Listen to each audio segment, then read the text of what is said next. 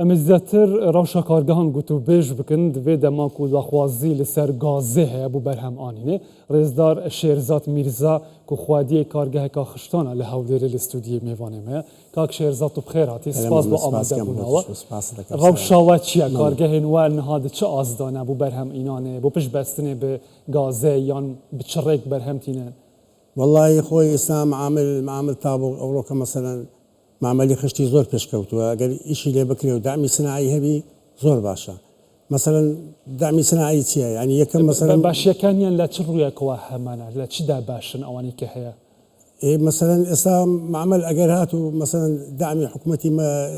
خۆمان هەبی مەسەلەن نەوتی ڕەشمان بداتێ سعری نەوتی ڕەش دیارە لەگەر بەغدایە فەرقی هەیە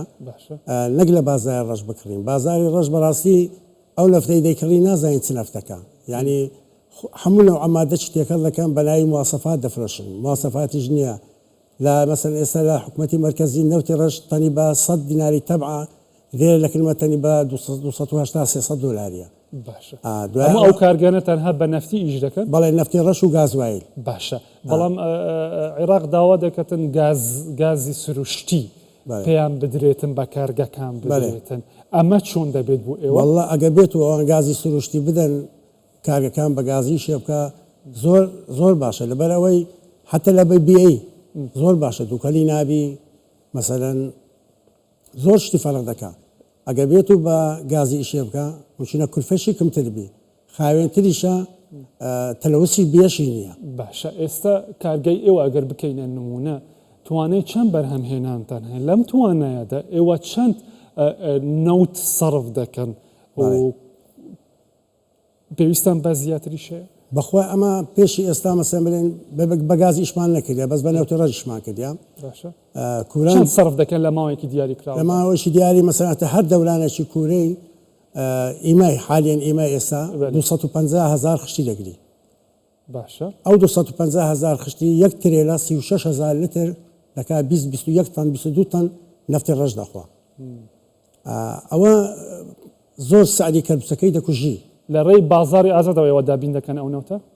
نا لە بازاری ڕەش دەکڕین باشە بازاری ئازاد نەفت نییە مەسەلەن ئێستا تەنمەی سنایی نەفتمان ناداتێ پێشی ئێستا دەیداینێ مەسەلەن تەنی بە 130 دۆلاری داما زۆر ئیسفادەی لەوەی باشتر بکە ئێستەمە لە بازاری تەنی بە 300 دۆلار باشە تقریبا چەند جورە کارگەی وا لە لێرە هەیەوەی تو ئاگاداری لە هەولێرە تقریبا 7 کارگە هەیە 7 کارگای هەموو بەرهەمهێنانیان هەیە هەموو بەرهەمهێنانیان هەیە تقریبا بەرهەمهێنانیان لە چه ئاستێک دەیە چەند خدای حەسەب ئێستا مەسەلەن زۆربەی خەڵکی تەڵەبیاتی کەرپوچی بلۆچی دەکات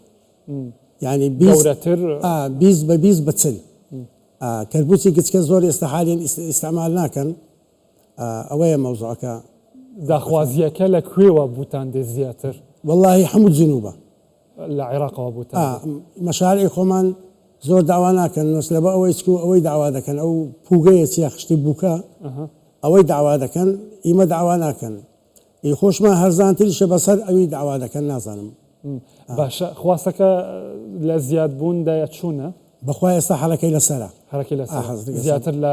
پارێزەکانی عێراقەوە لە عێراق ئێستا ئەمە ئەو کەربوچە عێراق بەخۆی کەربوچی سپیە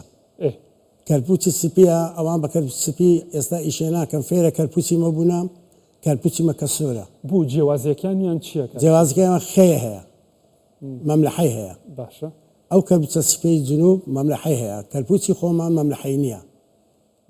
لەبەر ئەوەی تاڵبی کەرپوچی سۆر زیاتر هەیە لێرە لەوێندا مشکلەکیش هەیە مەسەلەن ئەمە لێ ناگەڕێن زۆربەی کەرپوچی داخلی حکوومەتی مرکزی بکەن لەبەرەوە کۆدیان دەوێت باشە داواکاریەکە زۆر لەوێوە بوتان دێ کە چی لە سنووریش ڕێگرەکەی ئەوەیە کۆدمان نییە کۆدمان نیە چکە ئەمە ئیزازەی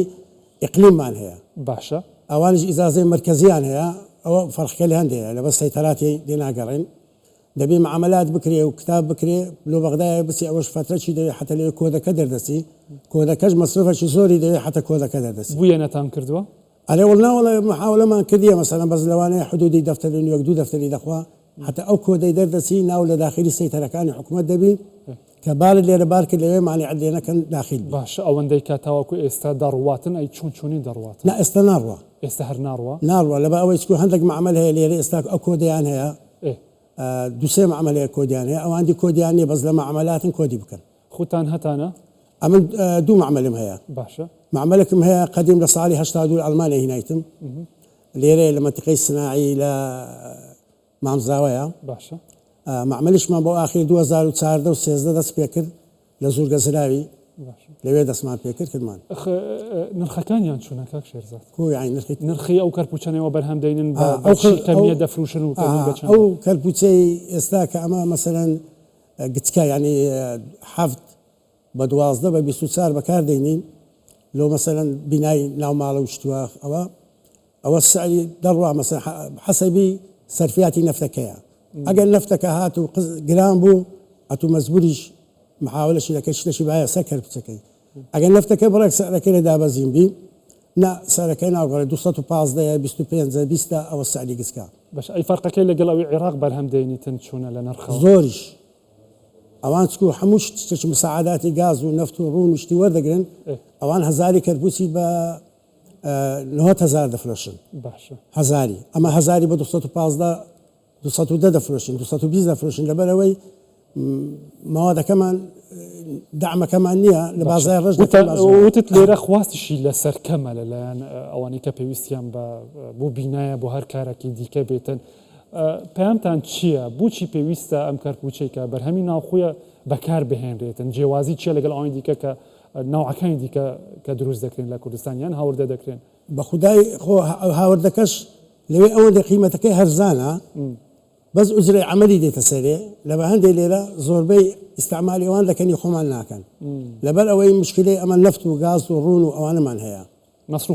مەصروفاتمان زیادە دوایش ئەوە یەک دووش ئەمە مەسەلەن وەختی خۆی ئەو معاملانەماندانە حسابی خۆڵی نەبوو خۆڵ هەر جەیەکی حکومەت مەسەلەن ڕێپێدا و باە ئیزازەشی دەدات و خۆڵ لەوێ هەڵدەگرت کولفەی خۆڵەکەی هیچ ڕانەدەوەستە مەسەلەن مەتری لەوانەیە 2500 ڕاوەستا ئەگەر ناو خۆڵی هەڵگرت باە ئێستا بەعام معامل لە هەولێرە دەبێ خۆڵی ئەمە لە شیوهاشۆکی بینین 70 کیلومتر دەڕۆین خۆڵی دەینین مەتری بە 6 دینار لە سەمان ڕادەوەست باشە ئەگەر بێت و سوتەمەنیەکەی بکرێت بە غاز چ سوودی هەیە بۆ ئێوە سوودی کولفەی ئەوە لە نەفتەڕەشکە لە کۆڵ دەبێتەوە چکۆ غازەکە دوای نەفتی ڕەش عادەتە چێ لە سووتانە لە چێ دەرکوژانتەوە ئەو منتیقەی خشتەکەی بڕێک وەزعی خشتەکەی دەگۆڕی یعنی بێدەنجی دەکا بەس ئەگە غاز بێتە هەر دەخش لە چێ دەکوژێنەوە پێی دەکەی وەکو هەموو شتێکی مشکلت نابێت لە بێدەنگیەکە تێنەگەشتم کاک شێرزاد چی بێدەنگی دەکا لا یعنی بڵێن ئەگە بە نەفتی ڕەشکەی شێ دەکەی مسافەک دێ باشە پێویستە هەیە بە کوژانەوە هەیە ڕاوەستانەیە پێشی پڕ نەکرایە دەکوژێنەوە کە ئاگری دێوە لەوێ فترەی پێشی کەرپوچەکەی خراپ دەکا بەس غازەکە هەل لە چێ دەکوژێ لەوێ لە زێ خۆی پێ دەکەیەوە خەسارەی زیانیشی نابێت کەواتە نرخەکانیشی دادەبەزی تەبان باشە زۆر سپاس کاک شێرزاد میرزاخەوانی کارگەی خەش لە هەولێر لەگەڵ چکو من کە بوومە ساحب کارگەش وەنەبوو کە مەسەلەن ڕەسەم مەساحب کارگا ئەمن عمرم تقریبا 12 ساڵ بوو ئەمن کورەچی بووم کورم خشتم بەدەستی دەبڕی لە ساڵی 82 حکومەت تەکلیفی کە دعمی سناعی هەبوو ئەمن توانین معاملەشی ئەڵمانی بینم دابنێم بەس ئێستا دعمی خۆش بوو ئێستاش دعمی سناعی بەخۆی نییە ئەوە لە نەفت نییە دوایە گاز نییە سلفە نییە سلفەش نییە کاکە سلفەش نییەشی پێ بکەین سپاس کاک شێرزاد میرزا سپاس ئامادەبوونتان ماندوو چاوەکەم قوربان دەبم دەست خۆش بێت